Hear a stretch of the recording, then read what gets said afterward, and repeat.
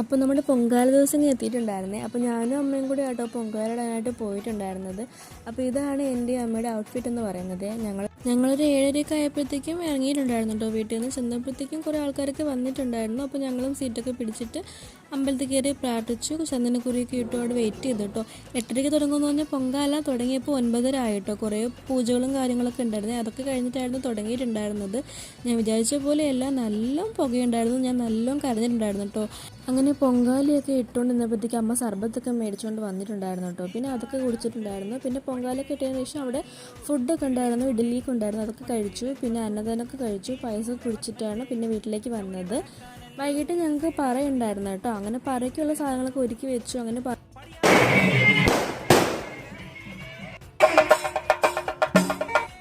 പറയൊക്കെ വീട്ടിലെത്തിയപ്പോൾ 10 മണിയൊക്കെ ആയിട്ടുണ്ടായിരുന്നു കേട്ടോ. അപ്പോൾ തെയ്യവും ആന എല്ലാം ഉണ്ടായിരുന്നു കേട്ടോ. എനിക്കിപ്പോഴും തെയ്യത്തിനെയും ആനയൊക്കെ പേടിയാട്ടോ. ഞാൻ കുറച്ച് പുറകോട്ട് മാറി നിന്നിട്ടാണ് ഇതൊക്കെ കാണുന്നുണ്ടായിരുന്നത്. വലിയ ധൈര്യശാലിയെ പോലെ മുന്നേ നിൽക്കുന്നുണ്ട്, പക്ഷെ നല്ല പേടിച്ചിട്ടാണ് നിൽക്കുന്നത്. എന്താണെന്നറിയത്തില്ല, ഇപ്പോഴും പേടിയാണ് ഈ തെയ്യവും ആന എന്നൊക്കെ പറയുന്നത് കേട്ടോ. അങ്ങനെ പറക്കെഴുന്നള്ളത്തും കഴിഞ്ഞു. അപ്പോൾ ഇന്നത്തെ വീഡിയോ ഇത്രയേ ഉള്ളൂ. Tata bye bye, see U.